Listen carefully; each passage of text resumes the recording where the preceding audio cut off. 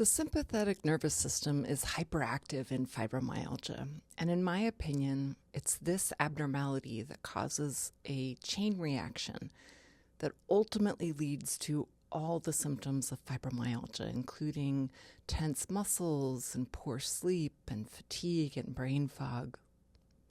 I'm Dr. Ginevra. I'm a physician with fibromyalgia myself, and I've dedicated my career to figuring out this incredibly frustrating illness. I share my findings with you here, also in my book, The FibroManual, and at my research library. So no matter how you measure sympathetic nervous system activity in fibromyalgia, it's abnormal.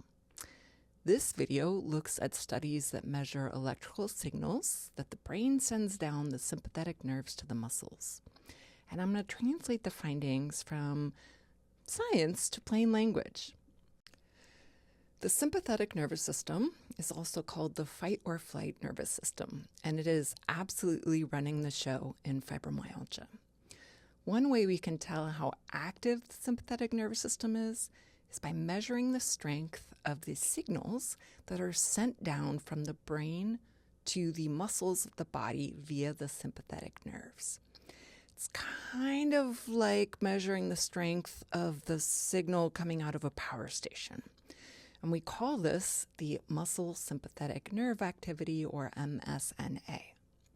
Now, even at rest, a muscle is always receiving a tiny amount of electrical signal through these sympathetic nerves, like a pilot light that can be activated or ignited when needed. But when the sympathetic nervous system is activated, it sends way more electricity down the nerves. So the MSNA measurement provides a direct way that we can actually measure sympathetic activity. We do this in the lab by placing a tiny electrified needle into a nerve, typically in a nerve in the leg. And the device recognizes and records electrical pulses, the specific type that are sent out by the sympathetic nervous system. There's actually a lot of electrical signals happening there, and the electrodes are able to kind of isolate the sympathetic nervous system signal. And then there's some fancy computing that happens where they are magnified, and you get to the point where you can actually count how often these pulses are occurring. The faster the pulses are, the more we know that the sympathetic nervous system is in charge. And this is a really good thing if there's actually some danger we need to escape. As part of the fight or flight response, our brain is sending out faster pulses to tell the muscles to optimize blood flow and muscle tension to really increase our chances as we try to fight or flee.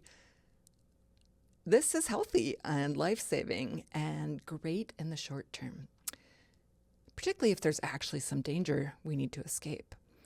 But if the sympathetic nervous system signals to the muscles are stuck on the high volume all the time, as we see in fibromyalgia, it results in pathologically tense muscles that are tender and fatigue easily. In this study, fibromyalgia patients demonstrated elevated MSNA levels compared to healthy controls. At rest, the electrical activity racing down the sympathetic nerves out to the fibromyalgia muscles was almost twice that of healthy controls, as you can see in the highlighted portion of the chart. This means that the fibromyalgia muscles were getting almost twice the fight or flight messaging as healthy muscles, and this is going to lead to tight, overactive muscles that fatigue easily and become painful. The other problem here is that in fibromyalgia, these pulses, the MSNA level, is almost already at the max or ceiling rate. So when our body actually needs a big sympathetic nervous system response, it can't get one. In fact, the MSNA rate can't spike up hardly at all, and we need it to do that to keep blood flow steady to the brain, particularly when we move from horizontal to vertical positions. The fact that we can't spike up our MSNA levels like healthy controls really contribute to a lot of the fatigue, brain fog and dizziness and low blood pressure that we often experience upon standing with fibromyalgia. One way we can test to see how well the body responds to position changes is in the lab with what is called a tilt table test. This slowly moves the body through different angles and positions, and as you're doing that, measures symptoms and things like blood pressure and heart rate and MSNA. Let's look a bit more closely at the MSNA results from the tilt table testing we were talking about earlier. So you can see there's healthy controls on the left compared to fibromyalgia subjects on the right. And for the healthy controls at the top uppermost left box there, you can see that at rest, their MSNA is normal. It's around 12. And then it more than doubles with the tilt, and this is the normal response. This increase in MSNA with the position changing is what helps keep our blood pressure steady by constricting blood vessels. So control subjects did just fine. They tolerated this test fine. Blood pressure stayed steady. They didn't have any symptoms. But look what happens when we get to fibromyalgia in the right column. You can see in the top right corner that at rest, our MSNA is already almost double the amount of healthy controls. At rest, healthy controls are around 12, and we are around 23. In fibromyalgia, the MSNA is already going almost at the max or ceiling rate. So that means that when we need it to go up in response to the changing of position with the tilt table, we don't have much room to go. So when our body needs that response, we get a weak, ineffective bump of a measly 2 points and really don't get the desired response of steady blood pressure or symptoms. And fibromyalgia subjects tend to feel terrible in these tilt table tests. They tend to tolerate them really poorly, sometimes even losing consciousness. A different study also found similar MSNA results and took it one step further, and they found that the MSNA results were tied to higher pain levels. So in this diagram, you can see that MSNA recordings at rest in fibromyalgia correlated linearly with pain intensity. This means that those subjects with higher MSNA scores were also the ones who described higher pain levels.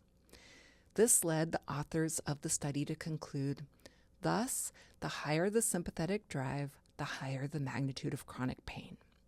Of course, it is true that correlation does not equal causation, but when you combine this along with other measures of sympathetic nervous system hyperactivity that are also abnormal, things like the sweat response, and you see how that also correlates to symptoms, that adds more support to the argument that the hyperactivity in the sympathetic nervous system is actually playing a role in generating those fibromyalgia symptoms.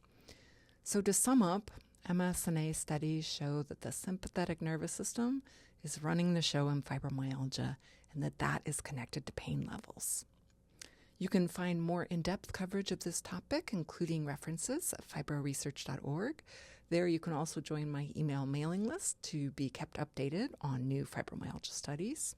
For treatment information, head to my book, The FibroManual, which was just released in an audio form, which I'm super excited about. I hope this information helps you to better understand fibromyalgia. Thank you for watching.